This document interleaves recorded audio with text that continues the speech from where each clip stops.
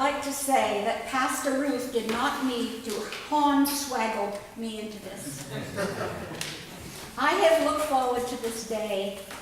This is my safe place, a place where I feel comfortable opening my heart and sharing my journey as a Christian.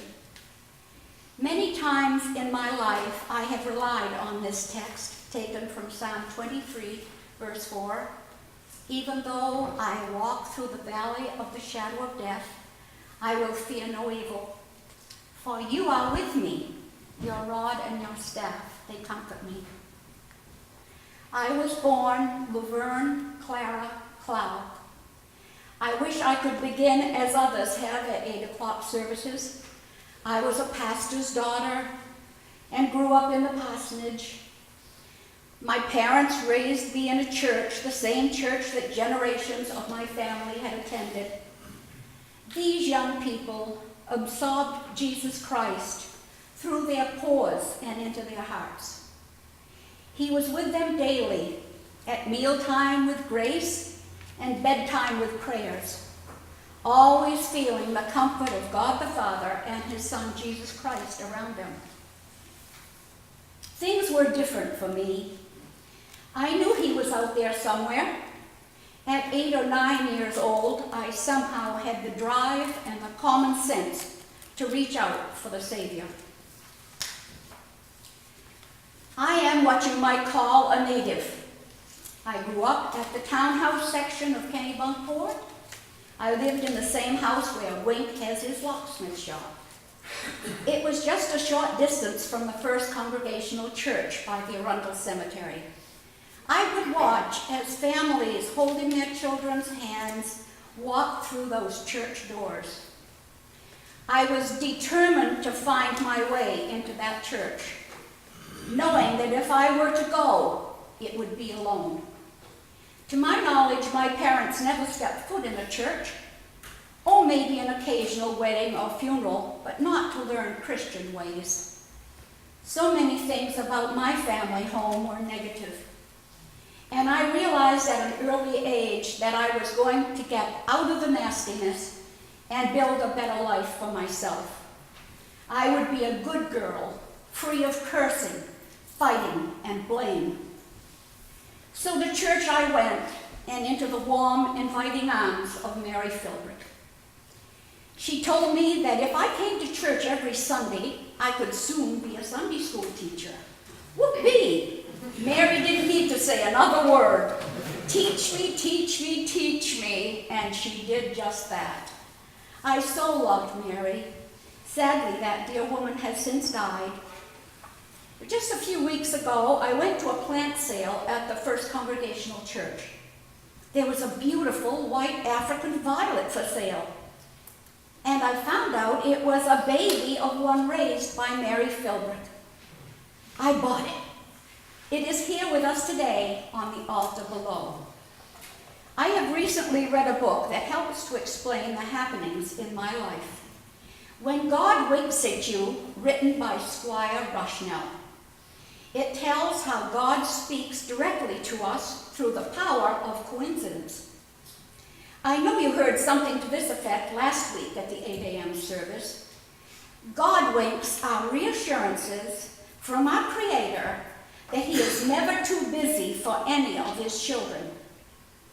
For me, finding Mary Philbrick was a God wink. Let's call it God wink number 1, as there are 9 other God winks that I'll be sharing with you. I went to the townhouse school. It was 2-room and now serves as the Kennebunkport Historical Society Resource Center. At 5 years old, I entered the primary room.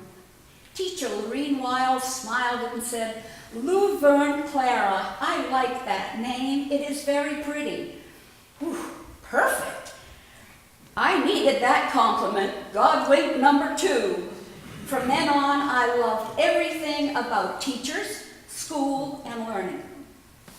I soon found happiness was in so many places with so many people outside of my home. The neighbor children filled me my every day with joy.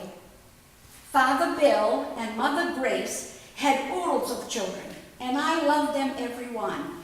Francis, Robert, Catherine, Nora, Evelyn, Wilma, Thomas and Mildred, Jerry, Kenneth, June, and Jane Scott. And I hope I haven't left anyone out. Soon there were grandchildren, and I was able to learn babysitting with 4 of the sweetest little kids, 2 girls and 2 boys from the Drown family. After high school, I would get off the bus, rush into the neighbors' homes to tell them all about my day. I always thought they were glad to see me, but looking back, I bet I was a bit of a pain. Let's call my neighbor families Godwink 3. I met my husband Bob when I was 15 years old, and I right away dreamed of being his wife. I would sit for hours daydreaming of how life would be in my own home, caring for my own children. When I was attending Kennebunk High School as a cheerleader, there would be late away basketball games. My parents never made the trip to the school to pick me up. They would say, if you want to do all this foolishness, it's up to you to find a ride home. It was not an easy task. I remember nights when I walked all the way from the high school, down Route 35, through the sheep pasture where the landing boat school is now, to my home. Many nights I would stand in front of the Kennebunk Town Hall and just wish someone would recognize me and just stop. I would not put my thumb out because that was for boys and I was a girl.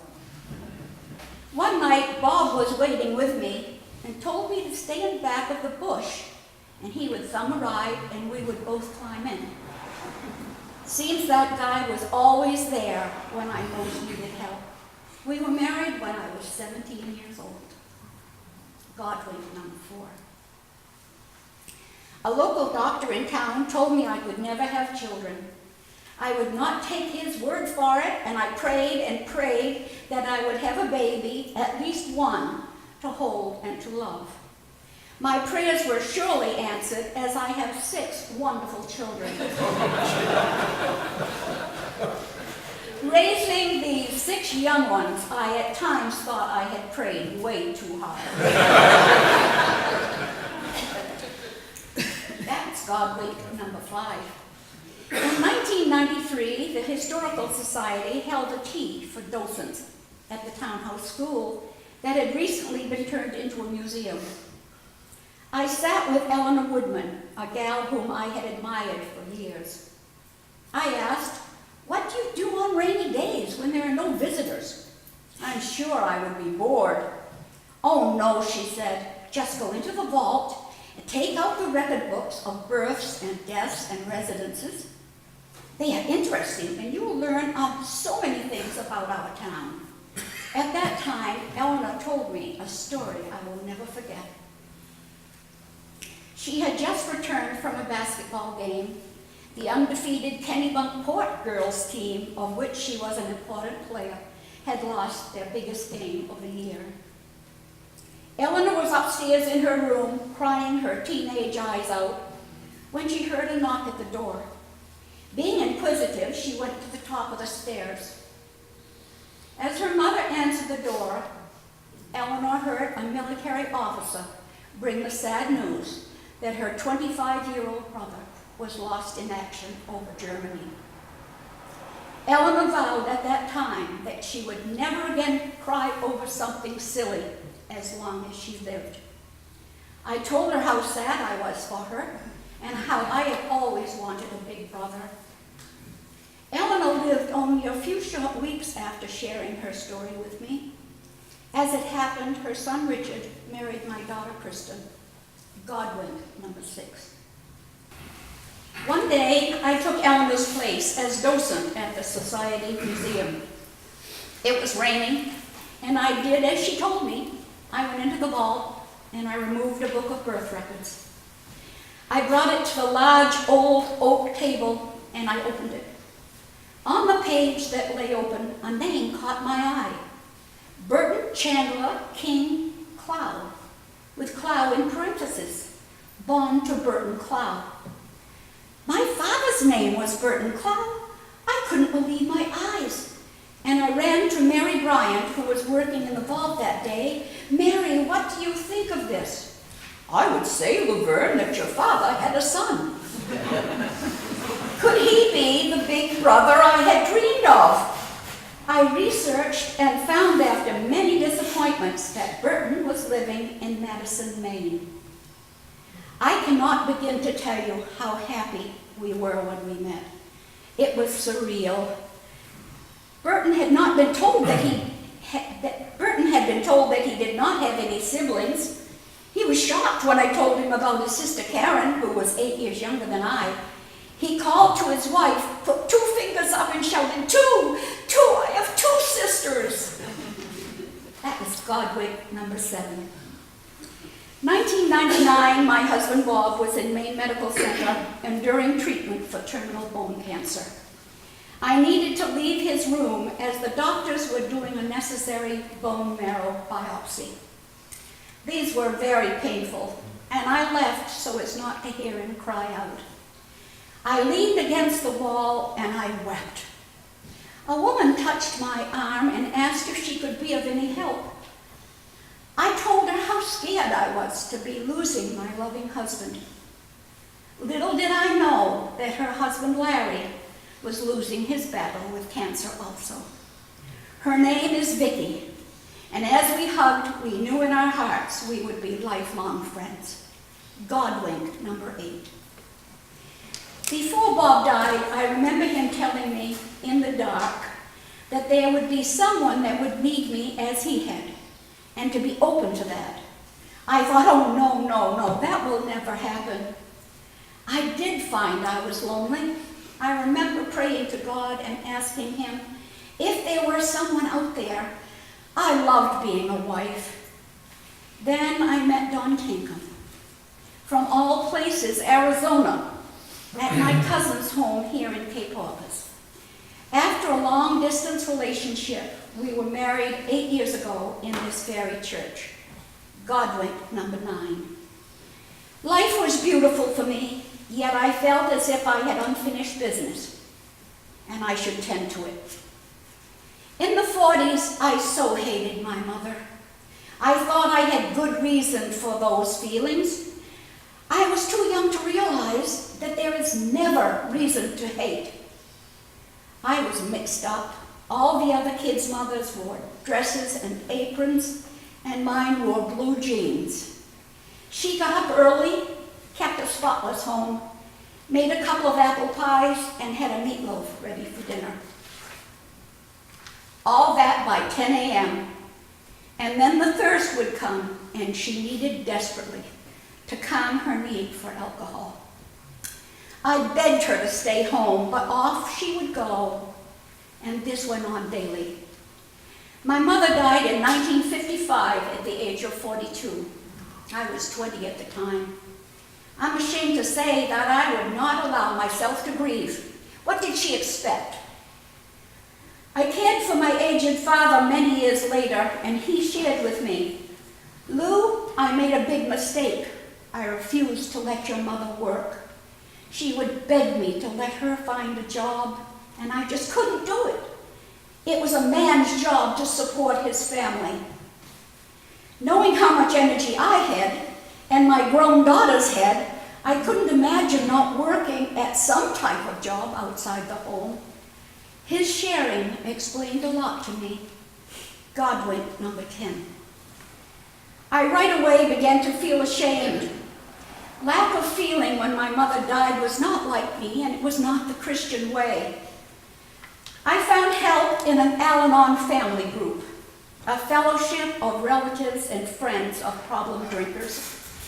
They were banded together to solve common problems: fear, insecurity, and the lack of understanding of our loved ones drinking. This was my group.